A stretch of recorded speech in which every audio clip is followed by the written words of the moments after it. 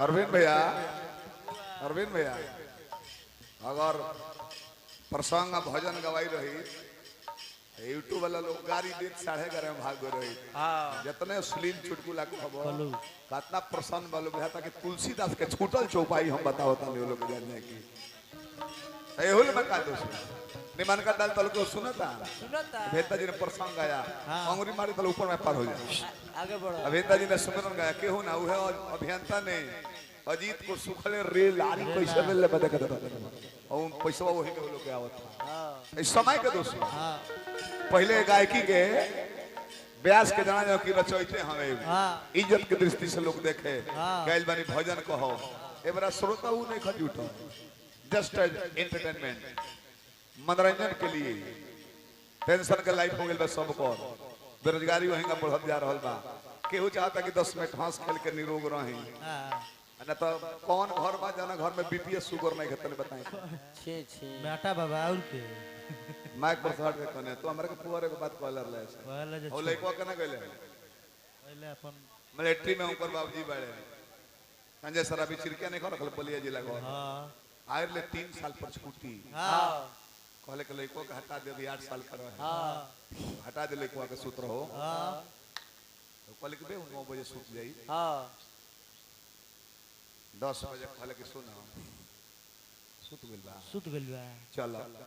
जे 2-4 रन बनवले रहे तले जाग जाता सुत फिर 12 बजे दोबारा काम लगौले 15 रन बना रहे अभी फिर जाग जाता सुत 4 बजे भोर में तेवारा जब काम लगौले क्रिकेट के क्रिकेट फिर जाब के एक तबड़ाक मारता रहे रोज 9 बजे सूत जात ले हो आ तो रंगी ने लगो चुप रहो रंगी लगता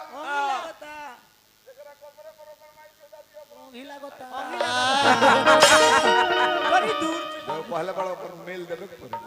तारा देखे बुझात गौनई दुगोला करावल बा काहे खातिर कुछ कहे खातिर हां कुछ सुने खातिर हां तइया के ना कहनी कुछ हमहु ना कहनी तो फिर दू तलु 12 बज जाई कुछ ना होई गौनई में तो लोग कहत यूट्यूब पर जब गावे ले सोइसन नहीं खन सगावत ये न होई आई चिटकुला ना अरविंद भैया के घरे दोनों आदमी आइनी है जा अरविंद भैया मिठाई 2 किस्म के मंगौले रहनी है काजू किशमिश सब व्यवस्था पानी पानी पी सब है सबे मिठाई खाए लागल काजू किशमिश सबे खाए लागल अभी अंता भैया के देखनी है कहले कि शुगर भइल बा हम मिठाई ना खाए चली ना काजू खाए काजू उठा के आ खात नहीं देख के पछवा लगा के और निकाल के तब खाता राम राम राम छी फिर उठा के लगा के और फिर खाता हमारा बर्दाश्त ना बोलो कने के भैया काजू हो इतना महंगा चीज डाइरेक्ट काहे न कखा पाछा लगा के खाता रह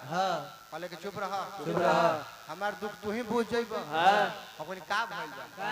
कहले कि हम एक दिन ऐसा ही लीची के सीजन में लीची खा गए रहनी बिया सहित सवेरे बिया निकले में इतना दिक्कत भई तब से हम कोनो सामान खाई ले तो पहले नाप ली लेकिन सवेरे निकल जाई रखे के ना नु पहले देख ली लेकिन सवेरे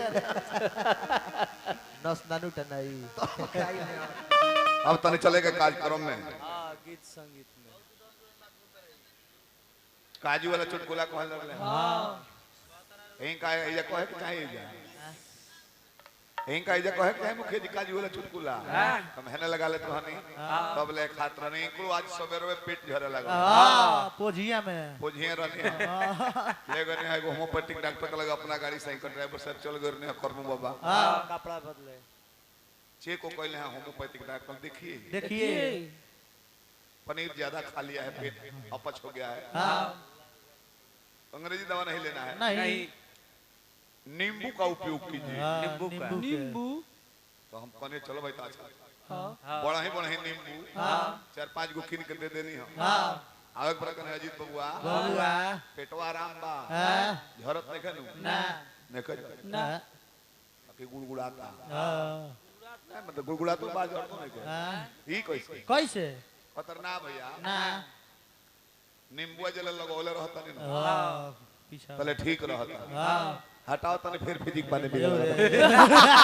हमको पागले हो हमर तरह के घोर के पिए के दिहर लो नमक डाल के आगे तारे का रास्ता जाम करे खातिर दिहर तारा लेवल में बा एगो एक्स्ट्रा भी काहे